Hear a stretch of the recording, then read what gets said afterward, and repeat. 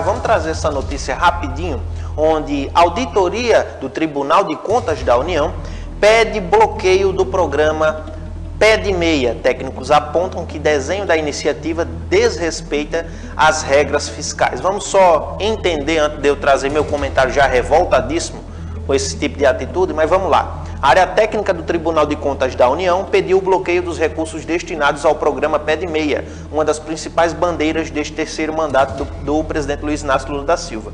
O entendimento dos auditores é de que o programa foi desenhado de uma forma em que está sendo operado fora do orçamento da União, desrespeitando as regras fiscais. A área técnica constatou que os recursos para pagamentos aos estudantes resultantes de aplicações do FIPEM, fundo onde estão depositados os recursos do programa, não estavam previstos na Lei Orçamentária Anual, a famosa LOA.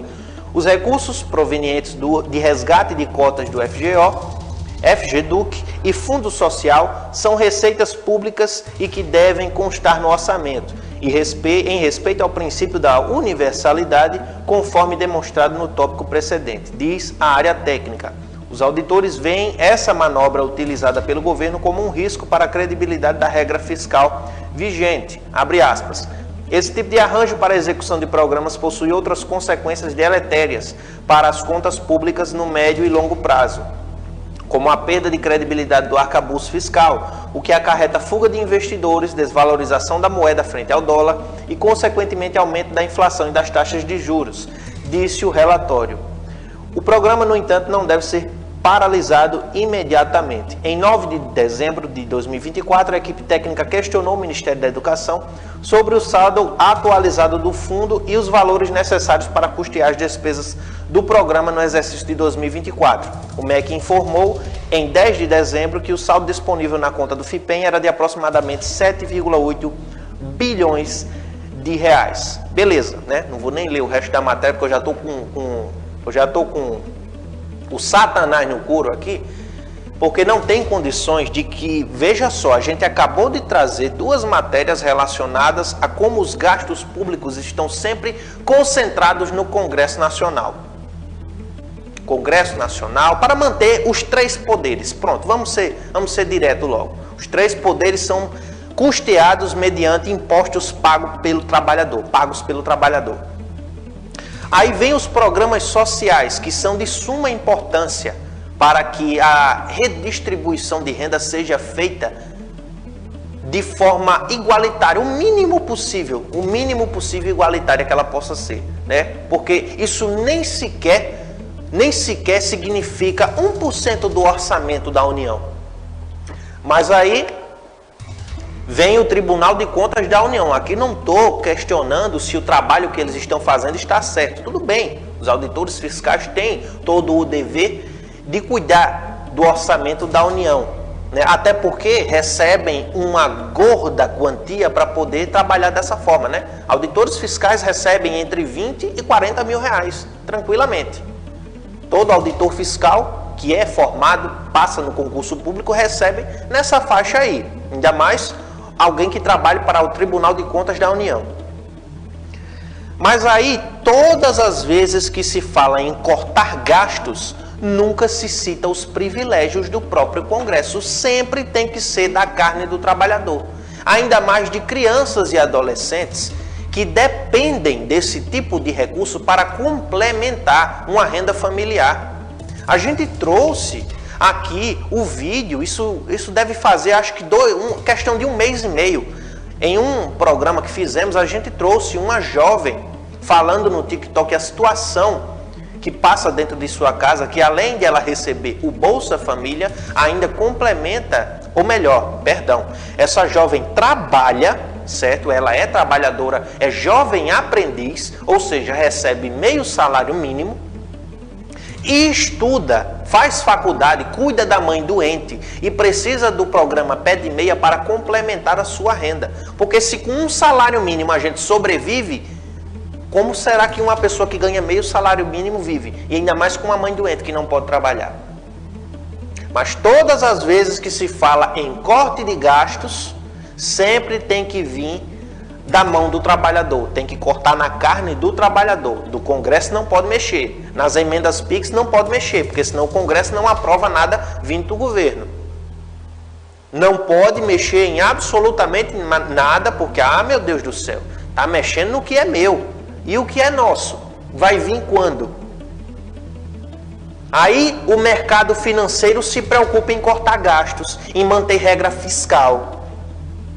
Vocês viram um absurdo que eu trouxe ontem, quando a Selic atingiu a 1 ponto percentual e já com a promessa de ter mais 2 novos aumentos na mesma taxa, de 1 ponto percentual. Ou seja, em 2025 já querem deixar a taxa básica de juros a 14,25% ao ano.